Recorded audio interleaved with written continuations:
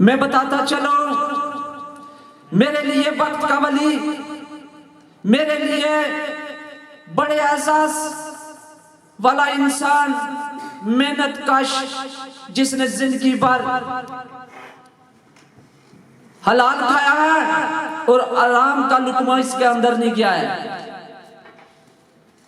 मैं इसी स्टेज पर आपको बताता चलूं, मुझे इस स्टेज की इतनी फिक्र नहीं है, मुझे आपकी फिक्र है।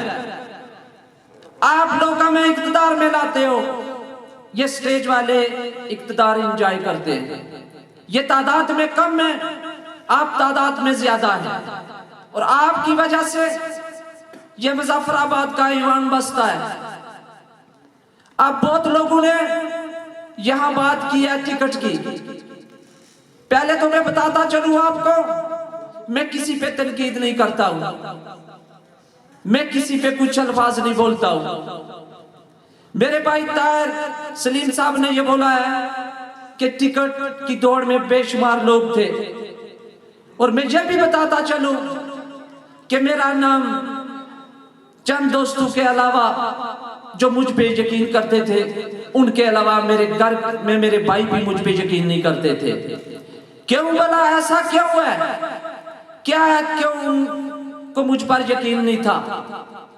मैं बताता चलूं आपको, इससे पहले जो टिकट का असूल हुआ करता था वो मेरिट और इंसाफ नहीं था, वो था पैसा, वो था बरादरी, वो था असर और रसूख। लेकिन उन्हें यह भी आगे पता नहीं था कि ये इमरान खान का सच्चा सिपाही जो दिन रात मेहनत करता है और मुआवजा नहीं लेता है, ये इमरान खान का सिपाही जो तवक्कल अलल्लाहि इय्याका नअबुदु व इय्याका नस्तईन पर यकीन रखता है, उन्हें यह पता नहीं था कि उनके आगे पार्लिमानी बोर्ड भी बना हुआ है, और पार्लिमानी बोर्ड में वो लोग आए हुए हैं जो 100% मेहनत पे थे। उनको यह नहीं पता था कि कश्मीर का कप्तान मेरा कायद कश्मीर सरदार तनवीर अलायस सदर जमात है। उनको यह पता नहीं था कि हल्का का कप्तान कयूम न्याजी साहब के नीचे नायब कप्तान मेरे भाई सरदार मुर्तजा अली अहमद थे। मैं तो कहूंगा कि जारी निभाई तो सरदार मुर्तजा ने निभाई है। और यह भी बताता चलो कि मुझे ऊपर नहीं कोई जानता था, मुझे जो सीढ़ियां पर प्रोवाइड की है मेरे भाई ने की है, मुझे मुतारफ करवाया, मेरी मेहनत को मुतारफ करवाया, मेरी जद्दोजहद को मुतारफ करवाया, तो इसका क्रेडिट भी मेरे भाई सरदार मुर्तजा अली अहमद को जाता है।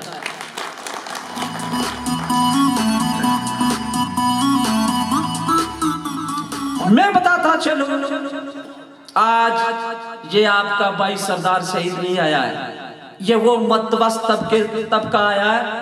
मुझे लोग कहते हैं तुम्हारा मेरिट क्या है, मैं बताता चलूं कि मेरा मेरिट, मैं एक मेहनत कश बाप का बेटा हूं। मेरा वालिद मोहतरम, मेरे बाप एक बहादुर किसान थे। मेरे वालिद मोहतरम, मैं बताता चलूं, एक माशरती रवादार इंसान थे, और इस अवाम में 80% जो लोग उन्हें जानते हैं तो वो शरीफुन नफ्स इंसान थे।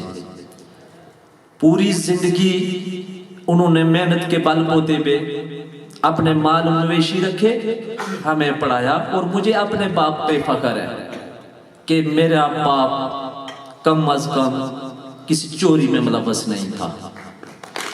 मेरा बाप कहीं किसी ठेके से में करप्शन में मुलव्वस नहीं था। मेरा बाप मेरा फख्र है। और मैं आपको बताता चलूं कि आप मेरी हिस्ट्री पूछते हो कि आपका बैकग्राउंड क्या है, मैं बताता हूं 52 ईयर्स 52 साल 52 साल पहले कि हमारी इसी जगह से मेरे तायाजी, मेरी मराद सरदार वलायत हुसैन, जो यहाँ से वार्ड काउंसिलर भी मुंतखब हुए, और उनके दौर में मैं लोगों से सुनता हूँ, इशफाक साहब, मैं सुनता हूँ लोगों से कि उनके दौर में जो फैसले हुए वो हक और सच पे मबनी थे, और उस वजह से लोग मुझे आज इज्जत दी है। मैं बताता चलूं, ये ख्वाजा मंदी साहब ने मुझे कहा कि आप सरदार वल्लायत हुसैन के भतीजे हो, तो मुझसे वोट मांगने आए हो। मैं आप पे जो इतबार है वो आपकी लंबी कड़ी है, आपका सिलसिला बरादरीइज्म से बाहर है। आप तो वो लोग हैं जो बरादरी से ज्यादा दूसरे लोगों को पसंद करते हो। मैं बताता चलूं आपको कि मेरे भाई सरदार अनीस मरहूम मगफूर, जिनका ताल्लुक सियासत से भी था और बिजनेस से भी था, मैं बताता चलूं आपको, ये इधर फारूक अवान मेरे भाई के दोस्त बैठे हुए हैं, मुर्शद इफ्तिखार बैठे हुए हैं, कुछ और भी बैठे हुए हैं जिनको मैं वन बाई वन नेम नहीं बता सकता हूं। क्या फारूक अवान, तारक अवान को कभी ये महसूस हुआ कि सरदार अनीस दुल्ली फैमिली से और अवान फैमिली में से और हमारे में कुछ फर्क है? मैं बताता चलो, ये सरदार हुकुमदाद सो बैठे हुए हैं, इनसे भी हमारा पाला पड़ा हुआ, बिजनेस में भी और सियासत में भी। क्या कभी इन्होंने महसूस किया कि सरदार अनीस साहब मरहूम मगफूर हमें भाई से ज्यादा दर्जा नहीं देते? मैं बताता चलूं, यहाँ मलक नजीब भी बैठा हुआ है, उसी ऑफिस में हम दोनों काम करते थे, लेकिन उन्हें प्यार मलक नजीब से था। क्यों? वो मुझे कहते थे कि तुम तो मेरे भाई हो, ये अगर मलक फैमिली से तो मैं इनको इतनी इज्जत दूं कि इन्हें ये ना महसूस हो कि हमारा बास दुल्ली है या सरदार अनीस है या सईद का भाई है। मैं बताता चलूं आपको कि यहाँ मेरी फैमिली में जो लोग बैठे हुए हैं, जो करते हैं कि टब्बर की बात है, बशारत अब्बासी साहब, टब्बर हमारा ला इलाहा इल्लल्लाह मुहम्मद रसूलुल्लाह है। आज लोग ये कहते हैं कि सरदार से 10 बंदों को खाना नहीं खिला सकता है। मेरे भाई, कि खिलाने वाले रब की जात है, मैं एक को भी नहीं खिला सकता। मुझे बहुत दुख हुआ कि ये कमजोर शख्स है, और मुझे उन्होंने ये नहीं डिफाइन किया कि कमजोर होता क्या है, कि माशी लिहाज से कमजोर हो या सियासी लिहाज से कमजोर हो। आप लोगों को पैसे पे तवक्कल है, तो मुझे मेरी मेहनत और जद्दोजहद पे तवक्कल है। आप लोगों को अपने तल्लक वास्ता जिनकी मालिश और पालिश करते हो, मुझे अपनी मेहनत जद्दोजहद और अल्लाह पे यकीन है। आप लोग कहते हो कि सरदार से एक आम बंदा है, तो मुझे इस पे भी फख्र है। आपने कहा कि सईद टिकट के लिए मौजू नहीं है। मेरे भाई, मैं आपको बताता चलूं कि टिकट की मौजूनियत क्या है। कजीम साहब, मुझे पता है आपने भी बातें सुनी है गली में। मेरे भाई, यहाँ सरदार अक्सीर साहब गली से बैठे हुए हैं, ठीक है, और उनको भी ये कहा गया कि ये क्या कैसे टिकट लाएगा। अब टिकट का जो सिलसिला मैं आपको पहले बता दिया कि टिकट की रेस में क्या हुआ है। ये ताहिर सलीम साहब बैठे हुए हैं, मैं मौजू से थोड़ा हट भी जाता हूं, मैं माजरत पाऊं कि सर्दी है यहाँ, आप समय सुन रहे हैं। टिकट की दौड़ में हम 7 कंटेस्टर थे, मुकाबले में थे। उनमें मैं बताता चलूं, सरदार ताहिर सलीम आकाश थे, और उसके बाद नजमुल साकिब थे, सरदार शकील साहब मेरे भाई, और साबिक चेयरमैन शाहिद साहब थे। ये हमारा पार्टी में जो चल रहा था। और मैं बताता चलूं कि टिकट में हम लोगों ने बैठ के ये डिसीजन किया, नियाजी साहब की क़यादत में। आप कहते हैं मुशावरत नहीं हुई, या मैं बताता हूं मुशावरत क्या होती है। यहां बैठ के कयूम नियाजी साहब साबिक वज़ीर-ए-आज़म को मैंने गवाह बनाया है। मेरे अल्फाज उस वक्त भी ये इनके पास मौजूद है, अम्मार काज़मी के पास। मेरी तकरीर को नहीं चढ़ाया गया, मुझे नहीं बताया, मैं फिर भी शुक्रगुजार हूं अम्मार काज़मी का जो हमें टाइम दे रहे हैं। अम्मार काज़मी गवाह है। यहाँ मैंने कहा टिकट का मेरिट यह है कि पार्लिमानी बोर्ड फैसला करेगा। कोई टांगों के नीचे से गुजर जाए, कोई फजा से जाए, लेकिन मेरे कायदे मोहतरम पाकिस्तान तहरीक इंसाफ के चेयरमैन इमरान खान और उनके कश्मीर में कप्तान कायद कश्मीर सरदार तनवीर इलियास खान का सर्कुलर जारी हुआ तो मैंने सबसे दोषगुजार किया। मैंने सोशल मीडिया पे भेजा कि पार्टी को मजबूत करो और पार्टी के लोग ऊपर आएंगे।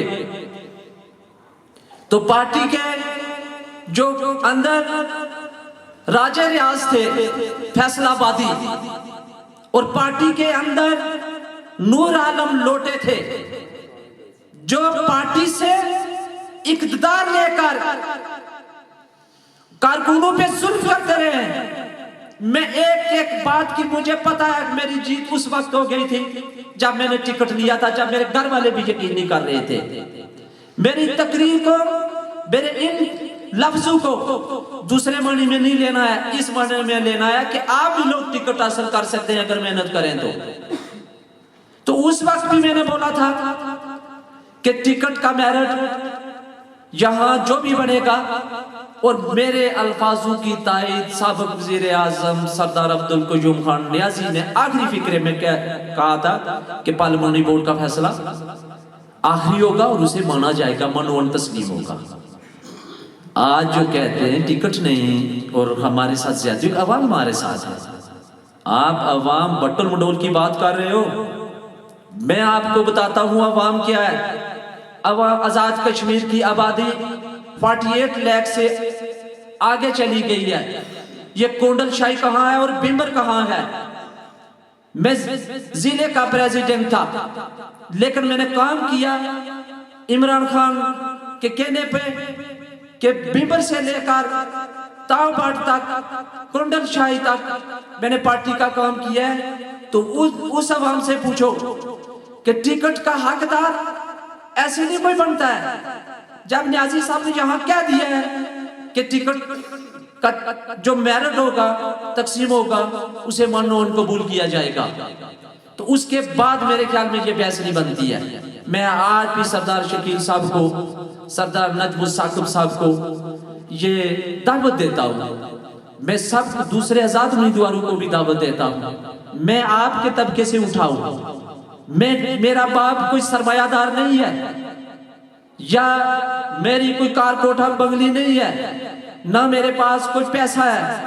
अगर ये टिकट मतवस्त तबके में आया तो ये आपकी शान है, आप हमारा साथ दो। अगर आप अवाम के और यूनियन काउंसिल बटल मंडोल के मफाद से आपका ताल्लुक है तो मैं अब मुजफ्फराबाद चलता हूं। जो हमारी मीटिंग हुई है, तारिक कमान साहब भी बैठे हुए हैं, सरदार ताहिर शरीफ भी बैठे हुए हैं, सरदार मुजम्मल बाजदार भी बैठे हुए हैं। इनसे पूछो कि जो खानदानी लोग होते हैं, जो खानदानी रईस होते हैं, उनका कमाल होता है वो बंदे को किस तरीके से डील करते हैं। और वज़ारत उज़्मा हमारे पास चल के आई है और मैंने यहाँ टाइम दिया है कि हमने इतने बजे पहुंचना है, तो वजीर आजम साहब हमारा इंतजार कर रहे थे। जबकि उससे पिछले दौर में देखो, फारूक हैदर का दौर हो या अतीक साहब का दौर हो, चाहे क़य्यूम नियाज़ी साहब का दौर हो, रात मुझे चेयरमैन शाहिद साहब ने बताया है कि मैं एक दिन गया हूं, दूसरे दिन भी मुझे मुलाकात नहीं कराई गई है। तो हमारे कायद हमारा इंतजार कर रहे थे, ये सब इस चीज के गवाह हैं। तो अब मैं क्या उस कायद के हुक्म को न मानूं? क्या हम सरदार तनवीर इलियास साहब के हाथ मजबूत न करें कि जिन्होंने ये कहा है कि सब डिवीजन क्या चीज है, सब डिवीजन से बड़ी चीजें भी मौजूद है। तो इंशाअल्लाह सब डिवीजन भी दूंगा और उसके साथ मैं कैडेट कॉलेज और अपनी जमीन मुख्तस करो जहां हम 200 कनाल इसलिए कहा है कि ताकि निशानदेही हो जाए, बाद में जो लोग तामीरात करते हैं उससे नुकसान होता है और ये चीजें भी वहां बनेंगी। अब इससे ज्यादा मैं डिस्ट्रिक्ट काउंसिल का इलेक्शन हारूं या जीतूं, सरदार तनवीर इलियास साहब पे कोई फर्क नहीं पड़ता है, लेकिन उन्होंने एक कारकुन को नवाजा है, एक नजरियाती कारकुन को नवाजा है, तो ये मेरे एजाज से ज्यादा आपका एजाज है। तो आप ये मौका कभी भी ज़ाया ना करें, और जो इलाके के मफाद से वाबस्ता लोग हैं, जो इलाके के मफाद की बात करते हैं, तो याद रखो सरदार तनवीर इलियास का साथ दोगे तो ये यूनियन काउंसिल बट्टल मंडोल की 72 साल महरूमियां भी खत्म होगी। इसमें आपका साथ वोट का भी होगा और वर्कर का भी होगा और रोल का भी होगा। आप यहां में मुर्जा साहब ये देखें, मीटिंग मैंने बुलाई थी जस्ट 80 या 100 की, तो हमारी मीटिंग जलसे की शक्ल इख्तियार कर गई है। लोग कहते हैं सईद के साथ कौन है, मुजम्मिल बाजदार साहब ये इन्हें बता देना, आप गुलजमीर साहब आप भी बता देना, अक्सीर साहब आप भी बता देना, साइम अबशाम तुम भी देख लो।